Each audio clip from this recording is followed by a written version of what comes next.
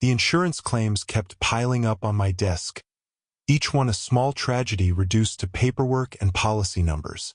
Water damage in Buckhead. Fire loss in Decatur. Life insurance payout in Marietta. That one made me pause. The deceased was only 52, same age as my father had been. Another heart attack. Another family left to sort through grief and legal documents. Another reminder that life came with no guarantees except the final one. My name is Matthew Cooper. I'm 34 years old, and I work as a senior claims adjuster for Southeastern Mutual in Atlanta.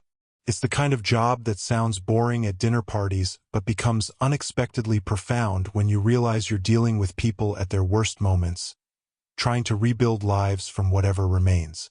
I'd fallen into it after college, thinking it would be temporary, something to pay bills while I figured out my real calling.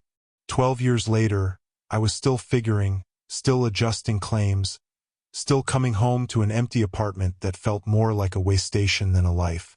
The Marietta claim stared back at me from the screen. Thomas Morrison, survived by wife Patricia and mother Evelyn. Standard payout, no complications, just another family learning that money doesn't fill the holes people leave behind. I processed it quickly, efficiently, the way I'd learned to handle death, at arm's length, with professional sympathy that never quite touched the scar tissue around my own losses. My phone buzzed with a text from my sister Rachel. Don't forget, tomorrow, 2 p.m., Oak Grove Cemetery. As if I could forget. 1 year since Dad's funeral. 1 year since everything changed. 1 year since the words that still echoed in family gatherings nobody attended anymore. I closed the Morrison file and opened my desk drawer, pulling out the photo I kept hidden beneath insurance manuals. Dad, Grandma Rose, Rachel, and me at the lake house the last summer before everything went wrong. Dad's arm around Grandma, both of them laughing at something Rachel had said. Mom had taken the picture, though you'd never know it now. She'd erased herself from our history as efficiently as she'd erased Grandma from our lives. The drive home took me past the old neighborhood, past the house where I'd grown up. I shouldn't have taken that route, but grief has its own GPS, always recalculating toward places that hurt. The Victorian looked the same from the outside. Pristine white paint, wraparound porch, garden that Grandma had tended for 40 years. But the soul was gone, evident in the professional landscaping that had replaced Grandma's wildflower chaos. The security system signs that warned away memories along with intruders. I'd driven past it exactly once in the past year, 3 months after the funeral, hoping to see some sign of Grandma. Instead, I'd seen contractors carrying out her things, decades of accumulation reduced to donation runs and dumpster loads. Mom hadn't wasted any time erasing the evidence of the woman who'd helped build that house, who'd made it a home. My apartment felt especially hollow that night.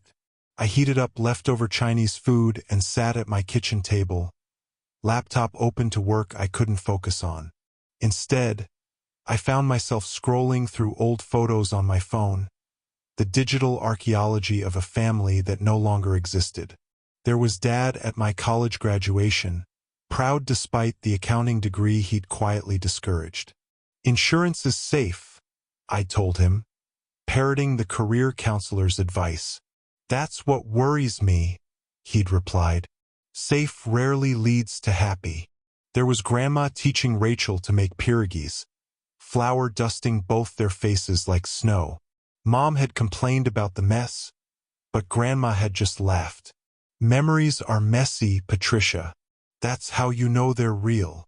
There was the whole family at Dad's 50th birthday, 2 years before the heart attack. Mom had insisted on the country club, but Dad had wanted barbecue in the backyard. They'd compromised on catered barbecue at the country club, which satisfied no one but avoided an argument. Looking at it now, I could see the fault lines we'd all ignored. Mom and Dad on opposite sides of the table, Grandma closer to us kids than to her own son. Everyone smiling for the camera but not at each other. I closed the laptop and poured myself a bourbon, Dad's drink of choice. He'd tried to teach me to appreciate it once, explaining about mash bills and aging, the difference between bourbon and whiskey. I'd pretended to care because he cared, filed the information away with all the other things I'd learned to please others. Now I drank it because it reminded me of him, burned the right way going down. The cemetery was crowded for a Tuesday afternoon, full of the living trying to make sense of the dead. Rachel was already there when I arrived, standing by Dad's headstone with a bouquet of grocery store flowers. She looked older than her 32 years, divorce and single motherhood adding lines that shouldn't have been there yet. "You made it," she said, not quite an accusation. Said I would. Yeah, well, saying and doing haven't exactly lined up in this family. I didn't argue. She was right. We'd all said we'd stay close after Dad died, that we wouldn't let grief divide us. But grief is a selfish emotion, demanding solitary confinement, and we'd each served our sentences alone. "Mom's not coming?" I asked, though I knew the answer. "She's in Hilton Head with husband number 2. Said she'd already mourned Dad and didn't believe in wallowing." Richard Blackwood, investment banker, member of all the right clubs. Mom had married him 8 months after Dad's funeral, a timeline that suggested either remarkable resilience or advanced planning. I tried not to think too hard about which. "How's Grandma?" Rachel asked, the question we always circled back to. "I don't know.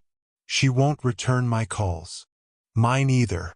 I drove by the assisted living place last month, but they said she wasn't taking visitors. She's probably—" I stopped, not sure how to finish. Hurt? Broken? Done with the Cooper family circus? All of the above? We stood in silence, contemplating the granite marker that reduced Dad to names and dates.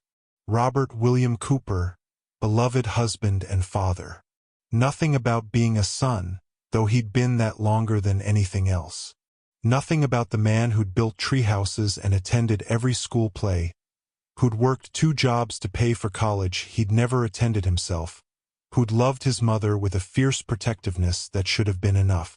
"You know what I keep thinking about?" Rachel said suddenly. "The day of the funeral. Not the service or the burial, but after. At the house." I knew exactly what she meant. The scene was carved into my memory like trauma tends to be, every detail preserved in high definition. We'd gone back to the house after the cemetery, ostensibly for the reception, but really because no one knew what else to do. Grief makes robots of us all, following programming when conscious thought fails. The house had filled with casserole-bearing neighbors and distant relatives, everyone murmuring the same inadequate condolences. Grandma Rose had been in the kitchen, washing dishes that didn't need washing, keeping her hands busy while her heart broke. She'd lived in that house for 15 years, moving in after Grandpa died because Dad had insisted. "Family takes care of family," he'd said, and Mom had agreed because it meant built-in childcare and someone else to handle the cooking. Mom had walked into the kitchen like she was entering a boardroom, all business despite the black dress. She'd waited until the last neighbor left, until Rachel and I were in the living room sorting sympathy cards, until she thought there were no witnesses. But I'd heard the voices and moved closer, some instinct warning me to pay attention. "Rose," Mom had said, her voice carrying that false sweetness that preceded cruelty. "We need to talk about arrangements." "What arrangements?" Grandma's voice had been thick with tears but steady. "Living arrangements. This house. The situation has changed. Patricia, please. Robert's not even cold. Which is exactly why we need to address this now. This house is mine now. Robert's gone, and I need to think about my future." "Your future?" "I don't understand." But she did. We all did. Mom's meaning was as clear as the eviction notice she didn't need to serve. "You've had a good run here," Mom had continued, as if 15 years of family could be summarized like a theater review. "But it's time to be realistic. This house is too big for one person, worth too much to sit empty. I'll be selling it. Selling Patricia. This is my home. No, Rose. This is my house. Robert's name was on the deed, and now it's mine. I've already looked into some nice assisted living facilities. Very comfortable. More appropriate for someone your age. I'm 75, not dead. Exactly. Which is why you need to be somewhere with proper care. Not rattling around a house you can't maintain. I'd moved then, stepping into the kitchen before I'd fully decided to. Mom, what are you doing? She turned to me with that practiced smile that never reached her eyes. Matthew, I'm just discussing the future with your grandmother. Nothing for you to worry about. It sounds like you're kicking her out. Don't be dramatic. I'm being practical. Someone has to be. Grandma had stood at the sink, shoulders straight despite everything. When? I'm sorry, Mom had asked. When do you want me gone? Oh, Rose, don't make this harder than it needs to be. Let's say, end of the week? That gives you time to pack, make arrangements. I'll even pay for the movers. 5 days. 5 days after burying her son, my grandmother was being evicted from her home by the woman who'd smiled through wedding vows about family. This is cruel, I'd said. Dad would never. Your father is dead, Mom had snapped, the mask finally slipping. And he left me to clean up his messes as usual. Do you have any idea how much debt he had? How much this house costs to maintain? How much money we've spent supporting her? She gestured at Grandma like she was indicating a costly appliance. She's family, Rachel had said from the doorway, drawn by the raised voices. She's a burden, Mom had corrected. Has been for years. Eating our food, using our utilities, contributing nothing. Well, I'm done. I've been patient. I've been kind. But I'm not sacrificing my future for a useless old woman who should have planned better. The words had hung in the air like a toxic cloud. Useless old woman. As if Grandma hadn't raised Dad alone after Grandpa died young. As if she hadn't helped raise Rachel and me while Mom pursued her career. As if she hadn't turned that house into a home with her cooking and stories and unconditional love. Get out, Grandma had said quietly. Excuse me? Mom's voice had sharpened. Get out of my kitchen. You've said your piece. I'll be gone by Friday. Mom, no, I'd protested. You don't have to. Yes, I do. She'd finally turned from the sink, and her eyes were dry. Your mother's made her position clear. This house is hers now. I'm just a tenant who's overstayed her welcome. Grandma, it's all right, Matthew. I've buried my son today. Everything else is just details. She'd walked past us all, dignity intact despite everything, and climbed the stairs to her room. The room she'd decorated with photos of Dad as a baby, of Grandpa in his army uniform, of Rachel and me at every age. The room she'd have to strip bare by week's end. Was that necessary? Rachel had demanded. Mom had smoothed her dress, composure restored. Yes, it was. You'll understand when you're older when you have to make hard decisions. Sometimes kindness is cutting clean rather than letting things fester. Kindness? I'd laughed bitterly. You just made a 75-year-old woman homeless at her son's funeral.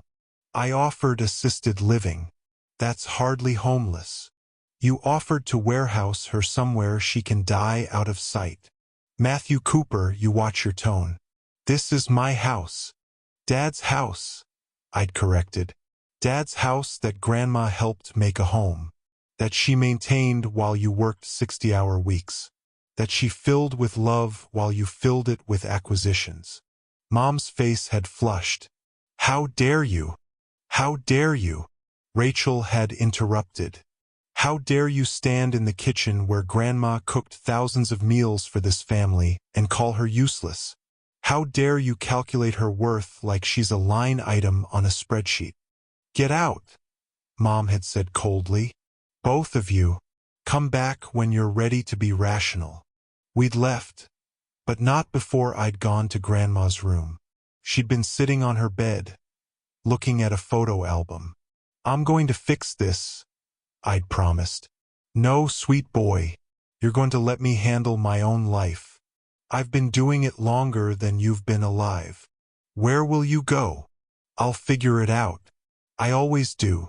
But her voice had been tired, and for the first time in my life, my grandmother had looked old. Now, standing at Dad's grave a year later, the memory felt fresh as yesterday's wound. She never even cried, Rachel said. Mom, not at the funeral, not at the house, not when Grandma left. Like none of it mattered. Maybe it didn't. To her. How did we not see it? What she was. I thought about all the signs we'd ignored or excused.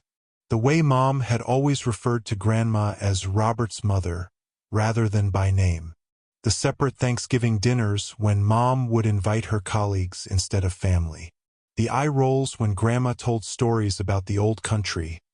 The tight smiles when people complimented Grandma's cooking instead of Mom's catering. We saw what we wanted to see, I said. What Dad helped us see. He was the bridge, and when he died, the bridge burned. We stood there a while longer, adding our silence to the symphony of grief that filled the cemetery. Other families came and went, performing their own rituals of remembrance, but we remained, held in place by unfinished business. I hired a private investigator, Rachel said suddenly. What? To find Grandma. Mom won't say where she went, and the assisted living places have privacy laws. But I know she's somewhere in the city. She wouldn't leave Atlanta, not with Dad buried here. Rachel. She's our grandmother, Matt. The only real family we have left. I'm not giving up on her. What if she doesn't want to be found? What if we're just reminding her of everything she lost? Then at least we'll have tried. That's more than Mom did. My phone rang before I could respond. Unknown number, but something made me answer. Mr. Cooper? This is James Hartley from Hartley, Bradshaw and Associates. Lawyers. My stomach clenched. Yes. I'm calling regarding your grandmother, Rose Cooper. I understand you've been trying to reach her. Is she all right? Is she? She's fine, Mr. Cooper. More than fine, actually. But she's asked me to contact you and your sister about a matter of some urgency. Could you both come to my office tomorrow?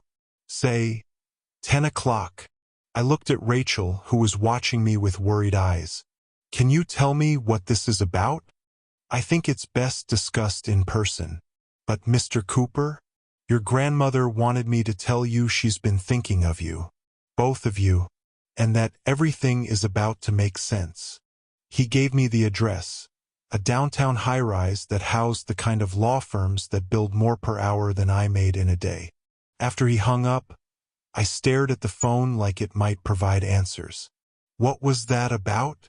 Rachel asked. Grandma. She wants to see us. Or her lawyer does. Tomorrow morning. Her lawyer? Since when does Grandma have a lawyer? Since when indeed? The grandmother I knew clipped coupons and mended clothes rather than throwing them away. She didn't have lawyers on retainer. She didn't have mysterious urgent matters. She had Pierogi's recipes and stories about the old country and a laugh that could fill a room. Except now she also had something else. Something that required professional legal representation and urgency and promises that everything would make sense. We'll go, Rachel said, not a question. Of course we'll go. We left the cemetery as the sun began to set, painting the sky in shades of grief and hope. Tomorrow we'd have answers. Tomorrow we'd see Grandma. Tomorrow something would change. But tonight, I went home to my empty apartment and pulled out the photo album I'd inherited from Dad's things. Pictures of him as a child, held by Grandma with a fierceness that suggested she knew even then that life would try to take him from her. Pictures of their life before Mom, when it was just the two of them against the world. Pictures of the house before it became a battlefield, when it was just home. I found what I was looking for near the back. A faded photograph of Grandma and Grandpa on their wedding day. They stood in front of a small church, both impossibly young, both radiating joy despite the modest clothes and simple setting. On the back, in Grandma's careful script, "The beginning of everything. June 15, 1967. The beginning of everything. A love story that produced my father, that survived early widowhood, that built a life worth living even when life seemed determined to tear it down. A story I'd thought had ended when Mom kicked Grandma out of the house that had become her world. But maybe stories didn't end. Maybe they just paused, gathering strength for the next chapter." I fell asleep holding the album, dreaming of tomorrow's revelations, of Grandma's voice after a year of silence, of answers to questions I didn't know how to ask. The law offices of Hartley, Bradshaw, and Associates occupied the 32nd floor of one of Atlanta's gleaming towers. Rachel and I arrived 15 minutes early, both dressed like we were attending another funeral. Some occasions demanded formal wear, and meeting your grandmother's mystery lawyer felt like one of them. The receptionist smiled professionally and led us to a conference room that probably cost more to decorate than my annual salary. Floor-to-ceiling windows offered a view of the city that made me dizzy. All that life reduced to matchbox cars and ant people far below. "Can I get you anything? Coffee? Water?" "Just answers," Rachel muttered. We waited in nervous silence, both checking our phones compulsively as if Grandma might text an explanation. The door opened exactly at 10, and James Hartley entered, silver-haired, immaculately suited, carrying himself with the confidence of someone who billed by the minute and was worth every penny. "Mr. Cooper, Ms. Stewart, thank you for coming." He set a leather portfolio on the table. "Before we begin, I need to verify your identities." We produced driver's licenses, which he examined carefully before nodding. "Excellent. Now, I'm sure you have questions." "Where's our grandmother?" Rachel interrupted. "Your call said this was about her." "Indeed it is. Mrs. Cooper will be joining us shortly. She asked me to provide some context first, to help you understand what's about to happen." "What's about to happen?" I echoed. Hartley opened his portfolio and withdrew a manila envelope, thick with documents. "Mr. Cooper, Ms. Stewart, what do you know about your grandparents' history? Specifically, their business ventures." "Business ventures?" Rachel looked as confused as I felt. "Grandpa worked at the Ford plant until he died. Grandma was a homemaker." "Ah," Hartley smiled slightly. "That's what they wanted people to believe. The truth is somewhat more complex." He pulled out a black and white photograph, Grandma and Grandpa standing in front of a small storefront. "Cooper's Kitchen, 1971. Your grandparents' first restaurant." "Restaurant?" I leaned forward. "They owned a restaurant?" "3 eventually, along with a catering business and a commercial bakery. Your grandmother built quite an empire before your grandfather's death in 1985. But that's impossible. Grandma never mentioned, because she sold everything when your grandfather died. Or rather, appeared to sell everything." Hartley withdrew more documents. "In reality, she converted the businesses into a series of investments and trusts, managed by my firm for the past 37 years. Rachel grabbed the papers, scanning them with growing amazement. "These numbers, this can't be right." "I assure you they're quite accurate. Your grandmother is what we call quietly wealthy. She's lived modestly by choice, not necessity." "Then why?" I asked, mind reeling. "Why let Mom treat her like a charity case? Why accept being kicked out of her own? I stopped, pieces clicking together. Wait, her own house. Hartley's smile widened. You're beginning to understand. Tell me, Mr. Cooper, who actually owned the house your father lived in? Dad. His name was on the deed. His name, yes, but who paid for it? The truth hit like a physical blow. Grandma. Correct. She purchased the house in 1995, put your father's name on the deed as a gift. She wanted him to have stability, to build equity, to feel successful. But she kept certain documentation. What kind of documentation? Rachel asked. The kind that proves the house was a gift with conditions. Specifically, that Rose Cooper would have lifetime residency rights, and that the house could not be sold or transferred without her written consent. Mom doesn't know, I breathed. No, she doesn't. Your father never told her, likely to avoid conflict. And your grandmother chose not to reveal it when she was evicted. She wanted to see what Patricia would do when she thought she had all the power. A test.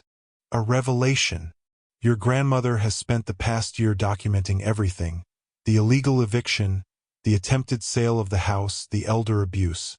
She's also been investigating your mother's other activities. Other activities? Rachel and I exchanged glances. Were you aware that your mother had been systematically transferring your father's assets before his death? That she had him sign documents while he was heavily medicated in the hospital? That several valuable items belonging to your grandmother mysteriously disappeared from the house after she left? Each accusation landed like a punch.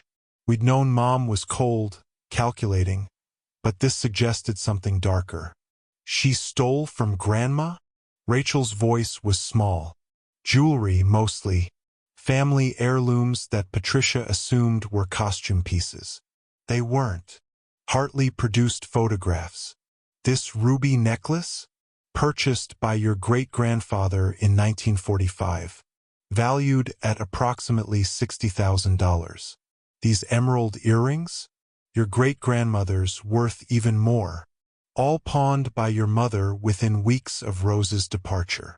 We'll pay her back, I said immediately. Whatever Mom took, that won't be necessary.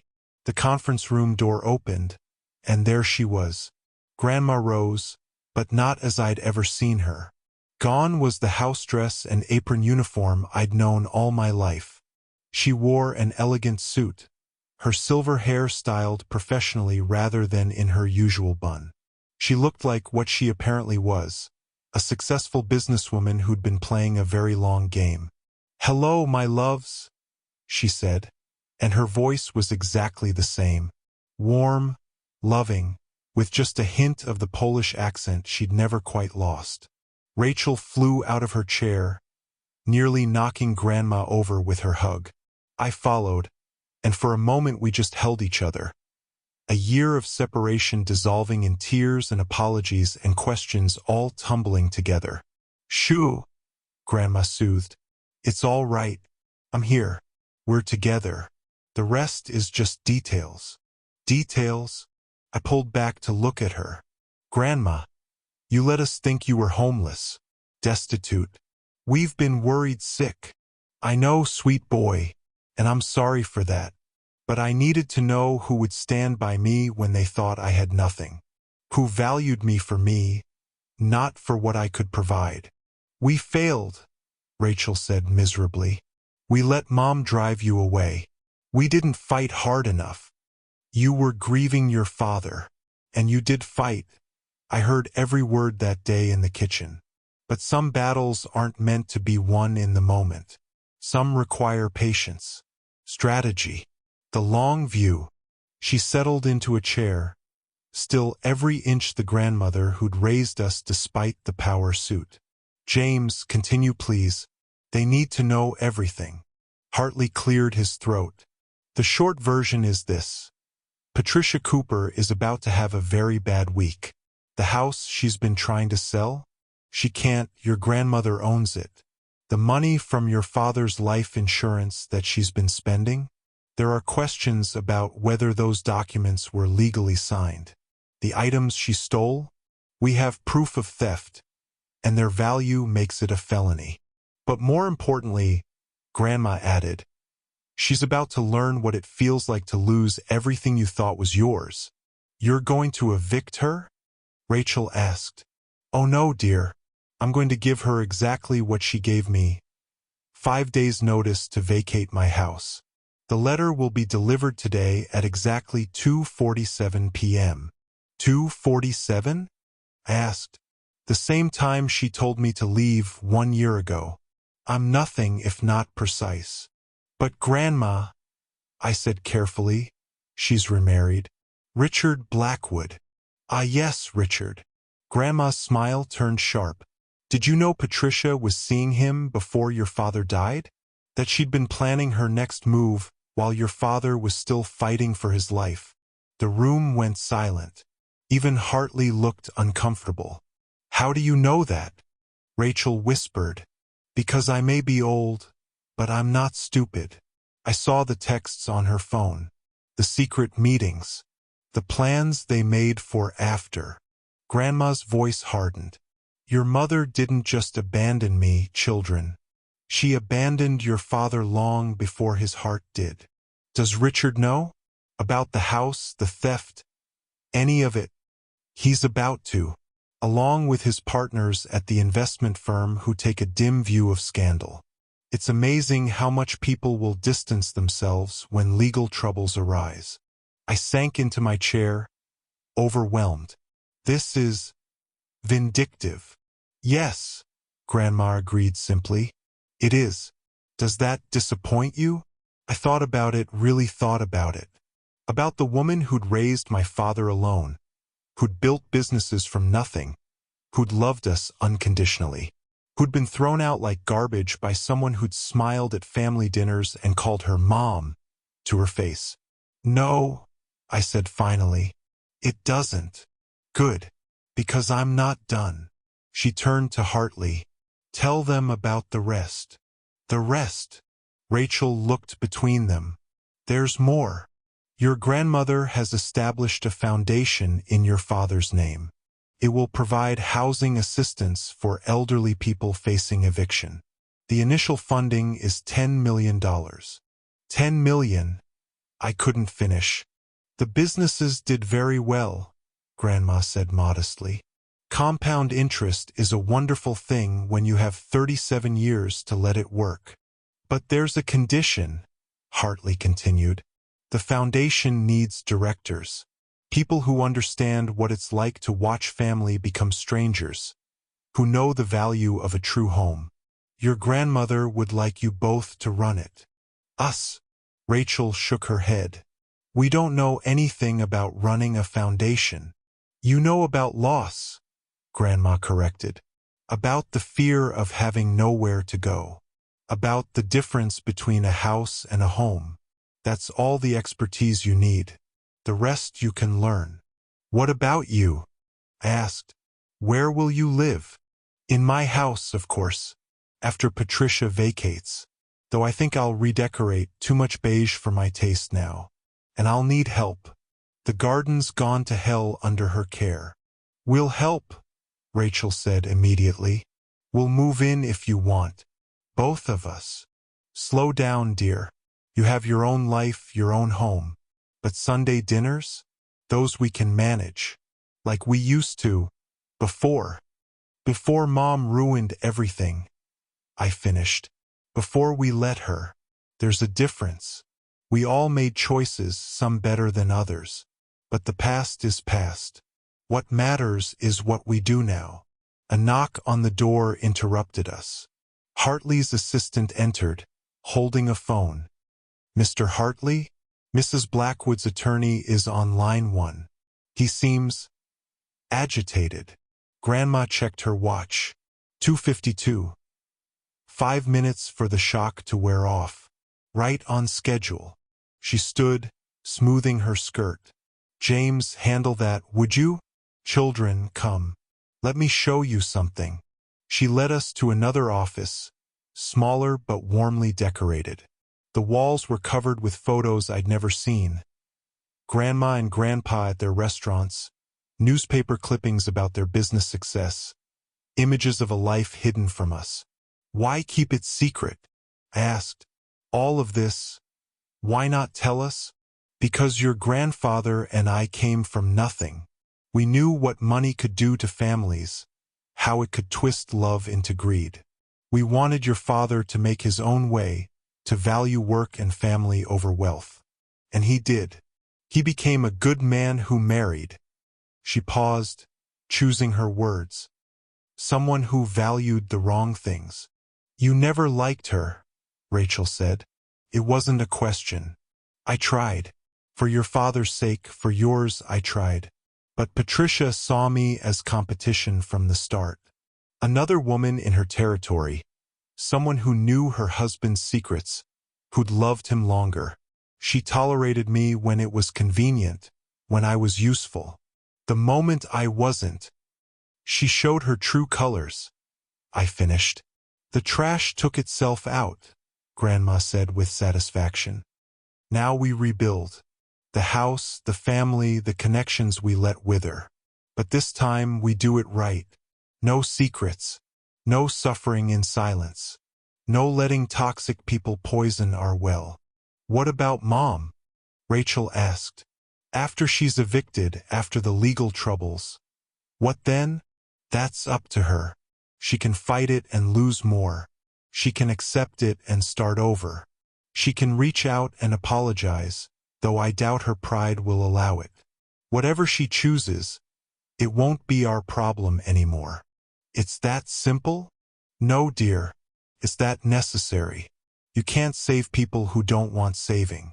You can't force someone to value what they're determined to discount. All you can do is protect yourself and the people who matter. Hartley appeared in the doorway, looking amused.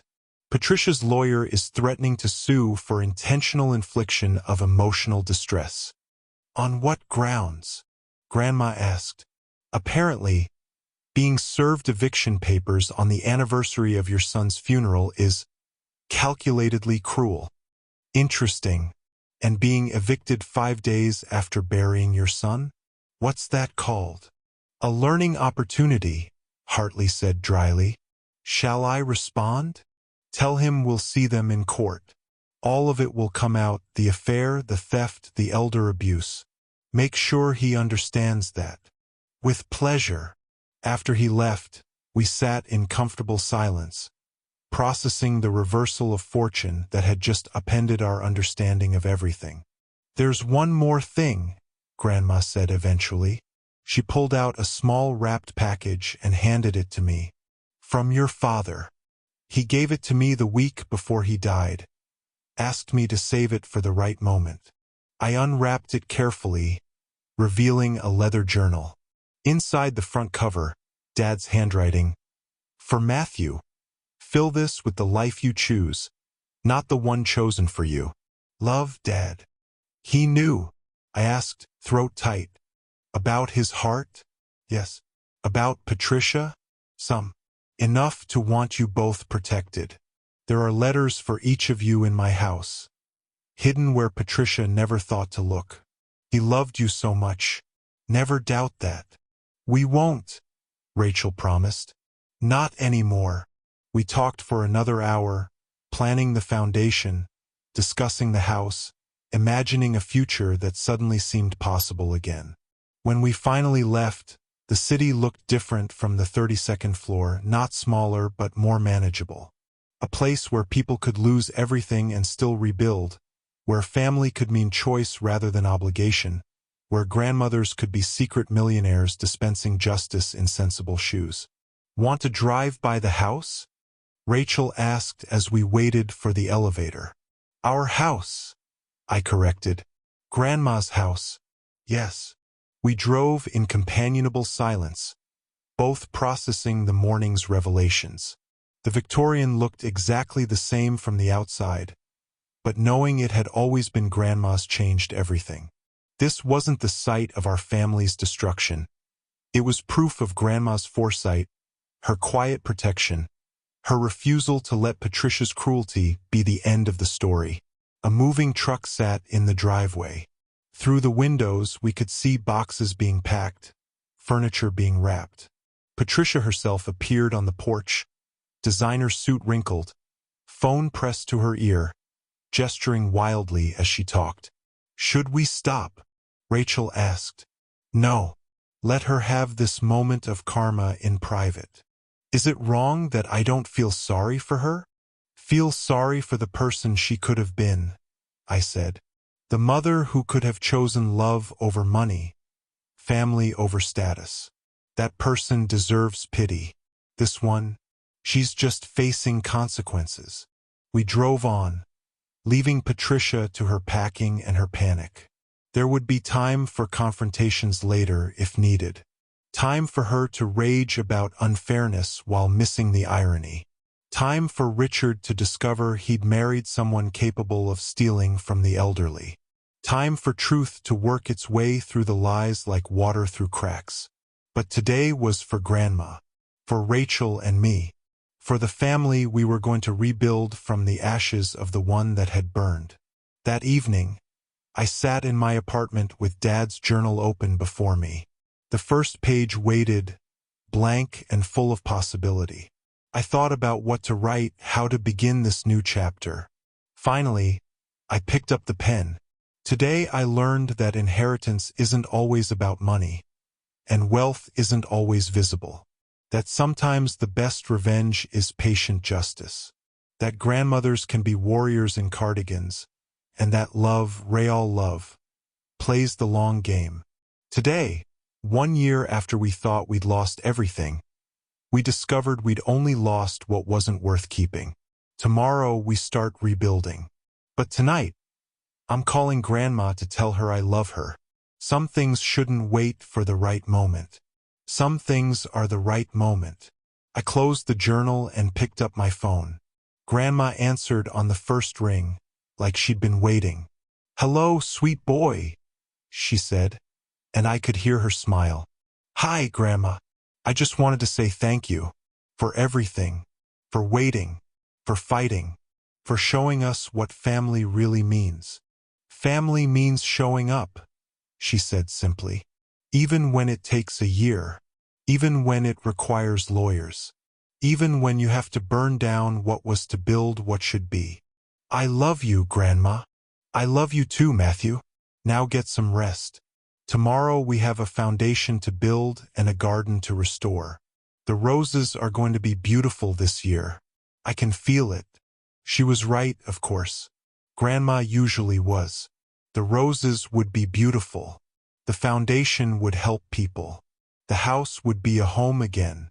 And the family, the real family, the chosen family, the family that valued love over money, would thrive. All it had taken was patience, truth, and a grandmother who refused to be thrown away. All it had taken was exactly what we'd had all along, hidden beneath the surface, waiting for the right moment to bloom. Like roses after a hard winter, like justice after a long wait, like family after the false ones fall away. Beautiful, thorny, and absolutely worth the wait. The news of Patricia's eviction spread through Atlanta's social circles like wildfire through drought-dry grass. Within days, the phone calls started. Relatives who'd been silent for a year suddenly remembering our existence. Friends of Mom's fishing for gossip. Dad's former colleagues expressing shock and subtle satisfaction. "Did you know Helen Blackwood called me?" Rachel said over coffee at Grandma's kitchen table, our kitchen table now. "Richard's first wife. She wanted to warn me about him. Said Patricia wasn't his first affair with a married woman." "Shocking," I said dryly. "A man who helps married women plan their futures, while their husbands are dying, might have questionable morals." Grandma set down plates of pierogi, the smell immediately transporting me back to childhood Sundays. Let them talk. The truth needed air. Now it has it. "Where is Mom staying?" Rachel asked. "The Marriott downtown, according to my sources." Grandma's sources turned out to be an impressive network of friends from her business days. Women who'd built their own quiet empires and looked after each other. Richard's keeping his distance. Bad for business, being associated with elder abuse and theft. Has she tried to contact you? Through lawyers only. She's contesting everything, of course. Claims I manipulated your father, that the house papers were forged, that I'm senile. She smiled. Hard to prove senility when you've been successfully managing a multi-million-dollar portfolio for 37 years. What about the criminal charges? I asked. For the jewelry? The district attorney is reviewing the case. The value makes it grand larceny, and crossing state lines to pawn them adds federal charges. Patricia might want to focus less on fighting the eviction and more on finding a good criminal defense attorney. It was strange hearing Grandma discuss legal strategy like a general planning a campaign. This hidden side of her, sharp, strategic, unflinching, was taking some adjustment. You're different, Rachel observed. Not bad different, just more yourself, somehow. I spent 15 years being what your father needed. A loving mother who didn't overshadow his wife. Then I spent a year being what Patricia expected, a weak old woman who'd disappear quietly. Now I get to be who I actually am. Which is a Polish immigrant who built a restaurant empire from nothing. A widow who protected her son's legacy even when he couldn't see the threats. A grandmother who loves you enough to burn down what's rotten so something healthy can grow. The foundation paperwork arrived that afternoon. Robert Cooper House. Dad would have hated the name, would have insisted on something less conspicuous, but that was exactly why it was perfect. He'd spent his life making himself smaller to avoid conflict with Mom. His memorial would be different. First order of business, I said, reviewing the bylaws Hartley had drafted. Identifying seniors at risk of eviction. Hartley's team found 17 cases in Fulton County alone last month. 17. Rachel looked sick. 17 grandmothers thrown out by family? Or grandfathers? Or couples? Elder abuse doesn't discriminate. Grandma's voice was steady, but her knuckles were white around her teacup. Each one thinking they're alone, that they did something wrong to deserve it, that family treating them like disposable goods is somehow their fault. We'll help them, Rachel said fiercely. All of them. As many as we can. But we do it right. Not just emergency housing but legal aid, counseling, reconnection services for family members who want to repair relationships. Sometimes people need help finding their way back to each other. And sometimes, I added, thinking of Mom, they need help accepting that some bridges are meant to stay burned. We worked through dinner, planning, dreaming, building something meaningful from the ashes of our family's collapse. It felt appropriate, sitting in the kitchen where Grandma had been told to leave, creating a legacy that would prevent others from experiencing that same devastation. My phone rang as we were clearing dishes. Unknown number, but something made me answer. Matthew?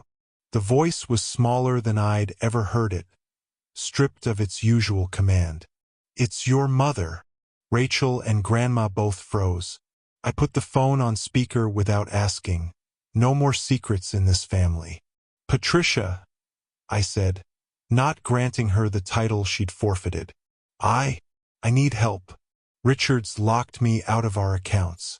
The hotel wants payment, and my cards are all declined. I don't have anywhere to go. The irony was so thick you could spread it on toast. I waited, saying nothing. I know you hate me, she continued. I know I handled things poorly, but I'm your mother. Doesn't that count for something? You're right, I said.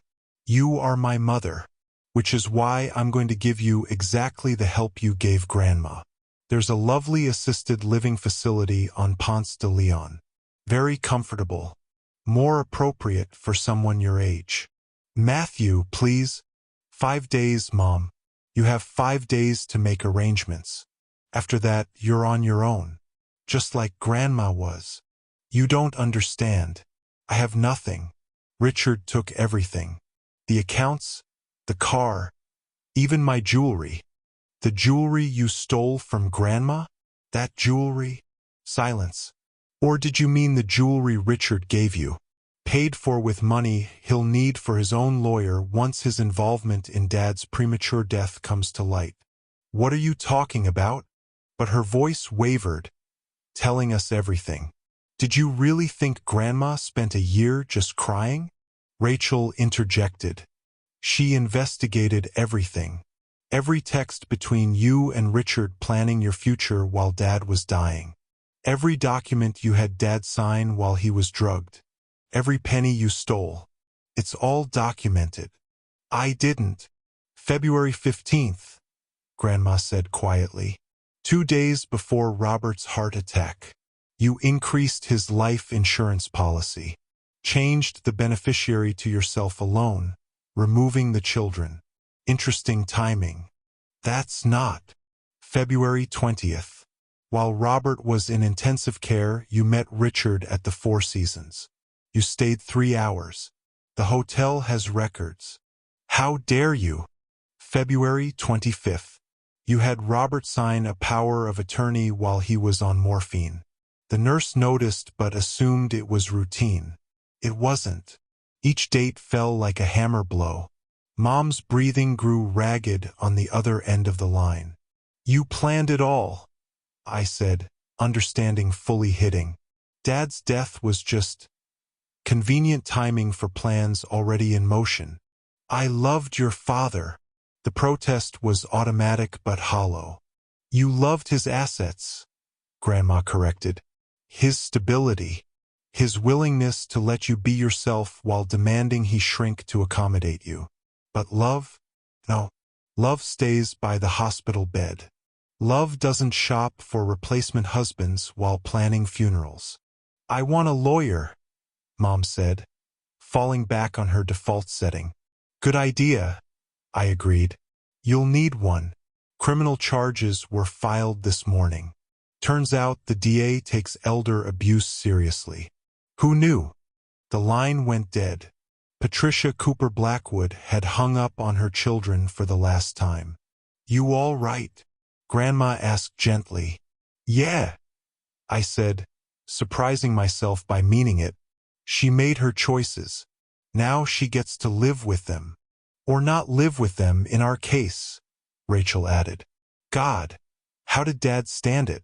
Living with someone who was calculating his worth like a stock portfolio. He loved who he thought she was, Grandma said sadly, or who he hoped she'd become. Love makes us stupid sometimes, especially when we're young. By the time he saw clearly, you two existed, and he'd never leave you. He stayed for us? He stayed because he loved you more than he loved himself. Right or wrong, he thought an intact family was better than a broken one. He didn't realize some things are broken even when they look whole. We migrated to the living room, Grandma's living room again, though she'd already begun removing Mom's sterile touches. The throw pillows were gone, replaced by the Afghan Grandma had crocheted years ago. Family photos were returning to the mantel, including ones of Dad that Mom had boxed up within days of his death. Tell us about the restaurants, Rachel requested. The real story, not the version we got growing up. Grandma settled into her chair, the same one Mom had tried to donate to Goodwill, and smiled. Your grandfather and I came here with nothing. Literally nothing but the clothes we wore and a notebook of recipes from the old country. Everyone said we were crazy, that Americans wouldn't eat Polish food, that immigrants shouldn't aim so high. But you did it anyway. We were too young to know better. Rented a space so small you could touch both walls with outstretched arms. 12 tables, 1 stove, and determination born from having no backup plan. She told us about 16-hour days, about learning English from customers, about Grandpa charming the front while she commanded the kitchen, about their first review in the Journal-Constitution, authentic Polish cuisine worth the drive, and how they'd framed it like a diploma. Within 5 years, we had 3 locations. The catering business started because someone asked if we could do their wedding. We said yes before figuring out how. That's the secret, really, saying yes to opportunities before you're ready, then becoming ready through necessity. Why sell it all when Grandpa died? I asked. Because it was ours. Our dream, our partnership, our dance. Without him, it was just work. And I had a son to raise, grandchildren coming. I wanted to be grandma, not CEO. So I sold to employees who'd helped build it, took the money and invested quietly, lived the life that made sense for who I was becoming. But you kept the business skills, Rachel observed. Skills don't disappear. They just wait for when you need them again. Like this past year, every negotiation tactic, every strategic planning session, every lesson about patience and timing came back when I needed them most. To take down Mom, I said. To protect what mattered. Taking down your mother was just a necessary step, not the goal. The goal was this, us, together, building something better from what remained. We talked until midnight, filling in gaps, sharing memories, reimagining our family history with this new knowledge.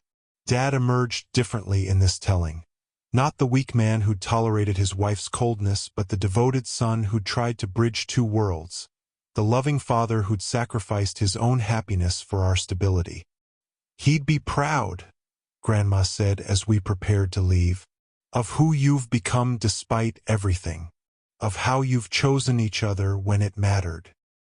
He'd be proud of you too, I said, for fighting back, for refusing to disappear quietly.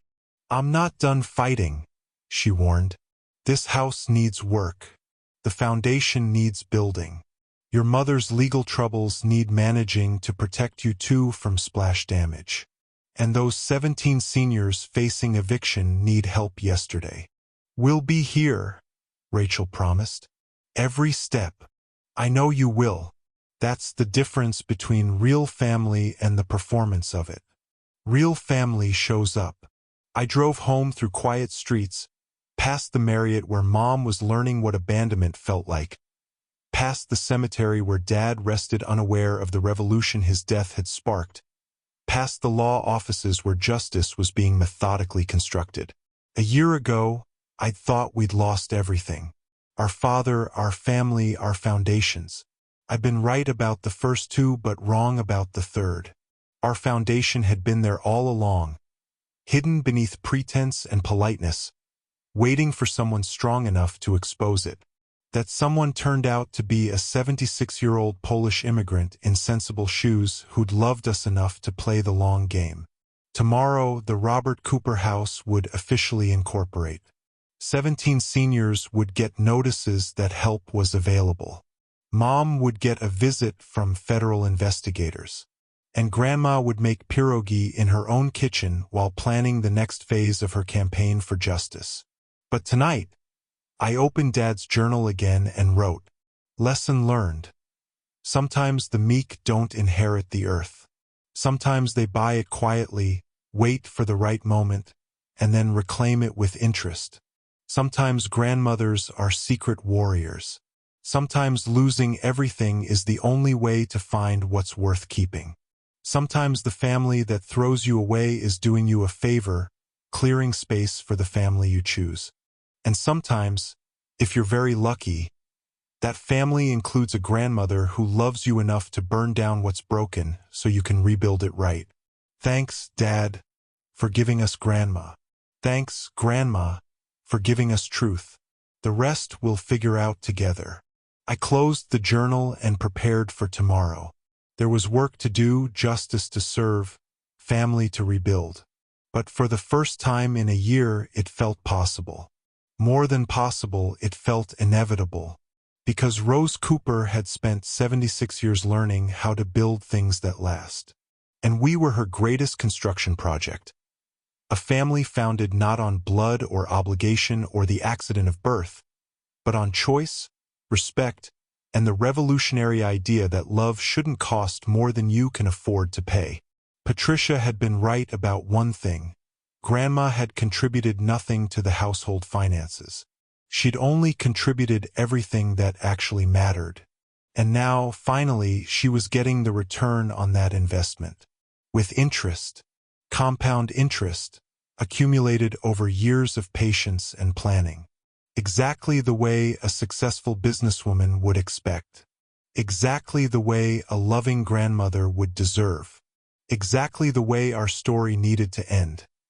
Not with abandonment or loss, but with coming home to what had been ours all along. Thank you for listening to my story. If you're like me, someone who spent years trying to earn love that was never truly offered, you know these aren't just stories. They're mirrors of our deepest wounds and greatest triumphs. Subscribe if these stories resonate with your journey. Hit that notification bell. Think of it as our regular meetup, where we share truths that others might not understand. And please, leave a comment below. Tell me, have you ever felt like an outsider in your own family? What would you have done in my shoes? Your words matter to me, and they matter to everyone here who's walked this lonely path. Tomorrow, I'll be back with another story. Until then, remember, family isn't always blood, and sometimes the greatest gift is discovering who you truly are. Take care of yourself. You deserve it.